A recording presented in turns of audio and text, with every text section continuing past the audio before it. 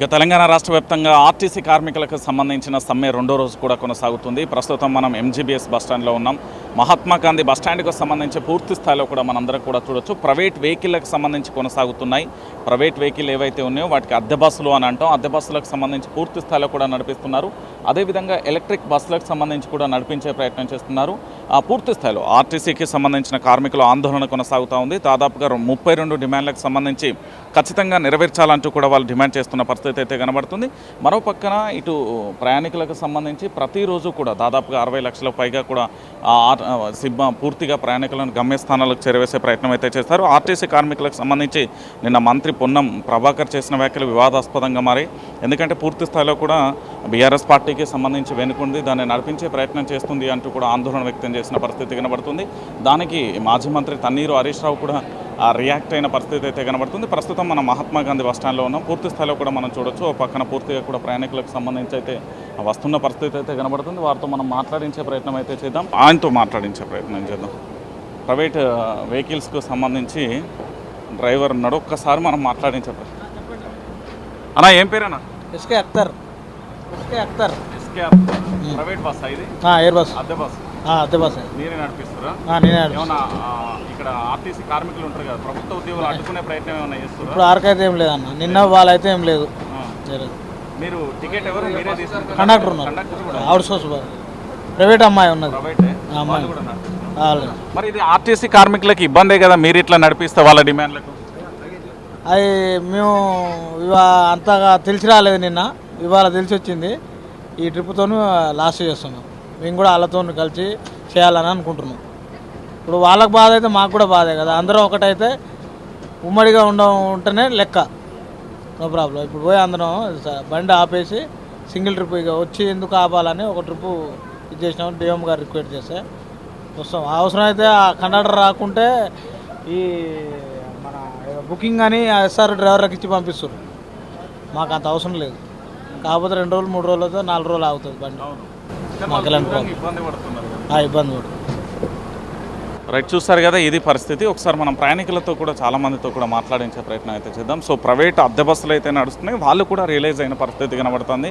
వాళ్ళు కూడా పూర్తిగా కూడా ఇక్కడ మరోవైపు కూడా చూడొచ్చు. ప్రైవేట్ బస్సులకు సంబంధించి ఏ బస్సులు నడుస్తున్నాయి ఏం కథ అనేది కూడా ఒకసారి ఎలక్ట్రిక్ బస్సులకు సంబంధించి నల్గొండ కానీ లేదా దాంతోపాటుగా మరొక బస్సు కూడా నడుస్తున్నది, ఆ బస్సుతో కూడా ఒకసారి మనం మాట్లాడించే ప్రయత్నం అయితే చేద్దాం. సో ఇది కూడా ఎలక్ట్రిక్ బస్సులకు సంబంధించి ఒకసారి మాట్లాడించే ప్రయత్నం అయితే చేద్దాం. అన్నా ఏం పేరు అన్న మీ పేరు? నరేందర్. ఇది ఎలక్ట్రిక్ బస్సు గవర్నమెంట్దా లేకపోతే ప్రైవేట్దా? ప్రైవేట్ వాళ్ళదేనా? మీరు నడిపిస్తే మరి ఆర్టీసీ కార్మికులకు ఇబ్బంది అవుతుంది కదా, వాళ్ళు సమ్మె చేస్తారు కదా, ఆ డిమాండ్లు మీకు కూడా వర్తిస్తాయి కదా. ఇప్పుడు మాది ప్రైవేట్ సంస్థ, మేము వాళ్ళతోటి పోటీ పడలేం కదా, మేము వాళ్ళతోటి చేయలేం కదా. ఇప్పుడు వాళ్ళ కార్మికులు ఇప్పుడు వాళ్ళు ఖాళీ ఆర్టీసీ డ్రైవర్లు కండక్టర్ సమ్మె చేస్తున్నారు, మిగతా స్టాఫ్ అందరు పనిచేస్తారు ఆర్టీసీ వాళ్ళు. వాళ్ళకే వాళ్ళిద్దరు వాళ్ళే చేస్తున్నారు, మిగతా వాళ్ళందరూ చేస్తున్నారు కదా, వాళ్ళకి లేని సమస్య మాకెందుకు? అంతేనా? అంటే ఎలక్ట్రిక్ బస్సులు తీసుకొస్తేనే మేము మొత్తం ప్రైవేట్ పరం చేస్తారు, దానివల్ల ఇబ్బంది అవుతుందని వాళ్ళ ఆందోళన వ్యక్తం చేస్తారు. ఇప్పుడు అలా అనుకుంటే ఇది గవర్నమెంట్ తీసుకోవాల్సింది కదా, ముందే గవర్నమెంట్ తీసి మాకు జాబులు కేటాయిస్తే మేము కూడా దాంట్లో అప్లై చేసేవాళ్ళం కదా. మాకు కూడా వచ్చేది, ఇంతకుముందు అప్లై చేసినా వస్తుంది పడతా అంటే పడలేదు. మొన్న అయితే 1000 పోస్టులు ఇచ్చారు, అది కూడా అంత మాత్రమే ఎవరికి ఇస్తారో వాళ్ళకి నచ్చిన వాళ్ళకి ఇచ్చిస్తున్నారు. మాకేం లేదు, మేము ఇక్కడైనా చేయాల్సిందే అక్కడైనా చేయాల్సిందే. మేము మేము సమ్మె చేస్తే మాకేమో రాదు కదా, మాకు కూడా ఇంట్లో వెళ్ళాలంటే మేము ఈ డ్యూటీ అయినా చేయాలి, ఆటోనే నడుపుకోవాలి.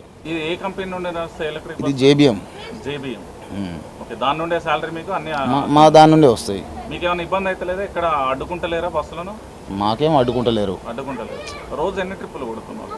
రోజు ఒకటి. ఇప్పుడు మిర్యాలగూడ రూట్ మాది, పోయి వస్తాం అంతే. అంతకుముందు సేమ్ అంతే, సేమ్ ఒకటే ట్రిప్. ఎట్టయినా ఒకసారి ఛార్జింగ్ పెడితే పోయి వస్తుంది. ఏమన్నా ఛార్జీలు పెంచారా? ఏం పెంచలేదు, సేమ్ నార్మల్ ఛార్జీలు ఉన్నాయి. ఇది ఎలక్ట్రిక్ బస్సులకు సంబంధించిన వాదన. ఒకసారి కొంతమంది ఇక్కడ యూత్ కూడా ఉన్నారు, ఇక్కడ మరొక బస్సు కూడా ఉన్నది. ఒకసారి ఈ అన్నతో కూడా మాట్లాడించే ప్రయత్నం చేద్దాం. అన్న మీ పేరేనా? శంకర్. Private electric bus. ఈ ప్రైవేట్ ఇప్పుడు ఆర్టీసీ కార్మికులకు సంబంధించి సమ్మె చేస్తున్నారు కదా, మీరు ఇట్లా నడపడం వల్ల వాళ్ళకు కూడా ఇబ్బంది అవుతుంది కదా? ఇబ్బంది అవుతుంది కానీ ఇక తప్పదన్న, ప్రజల కోసం ప్రయాణికుల కోసం నడపాల్సి వస్తుంది. ప్రయాణికుల కోసం అంటే వాళ్ళ డిమాండ్లు కూడా నెరవేర్చాలి కదా. అలా కూడా ఉన్నది కానీ ఇక మేము ఇక తప్పదు అన్నట్టు నడుపుతున్నాం. ఇక ఇబ్బంది పడతారు కదా, అన్ని బండ్లు ఒకసారి స్టక్ అయిపోతే ప్యాసింజర్లు కూడా ఇబ్బంది పడతారు కదా, నడపాల్సి వస్తుంది అంతే. అంటే వాళ్ళ జీవితాలు కదా అన్నయ్య. అదే మేము అర్థం చేసుకుంటాం అన్న, మేము కాదంటలేంలే కానీ ఇంకా తప్పదన్న మనం నడుపుతున్నాం అంతే. ఇక అంటే వాళ్ళు ఎక్కడైనా బస్సులు అడ్డుకుంటుర్రా మీ? ఏం లేదు, ఇబ్బంది ఏం పెడతలేరు వాళ్ళు. అంటే పోలీస్ వాళ్ళు ఏమన్నా మీకు ప్రొటెక్షన్ ఇస్తారా? వాళ్ళు కూడా ఉర్రు, డిపోల దగ్గర ఉర్రు, కానీ వాళ్ళు ఆర్టీసీలు కూడా పెద్ద ఇబ్బంది ఏం పెడతలేరు, కాకపోతే వాళ్ళు ఉద్యమం చేస్తారు అంతే. ఓకే. ఛార్జీలు ఏమన్నా పెంచిల్లా? నార్మల్ ఛార్జీలే ట్రిప్పులు కొడుతున్నారు? 2. ఎక్కడి నుంచి ఎక్కడికి? నల్గొండ హైదరాబాద్, నల్గొండ దిల్సున్నారు. నల్గొండ హైదరాబాద్, నల్గొండ దిల్సున్నారు. మరి వాళ్ళ సమ్మెకు మీరు మద్దతు ఇస్తారా? మద్దతు ఇస్తాను నేనైతే ఇస్తాను పర్సనల్గా ఇస్తాను. అంటే మీకు ప్రైవేట్ కంపెనీ నుంచి శాలరీలు అలవెన్స్లు ఉంటాయా? మీకు శాలరీ ఎవరు? Private company? Private JBM. ఎంత ఇస్తారు అన్న మీకు? 23 ఇస్తారు. 23 ఇస్తారు. పిఎఫ్ లైక్ కట్టుపోను 20 దాకా వస్తాయి. ఎన్ని అవర్స్ మీకు డ్యూటీ? మార్నింగ్ 5:30కి ఫస్ట్ ఉంది, ఈవినింగ్ అయ్యేసరికి 7:30 అవుతుంది. 14 అవర్స్ ఖచ్చితంగా ఉంటుంది. 14 అవర్స్ ఖచ్చితంగా చేయాలి.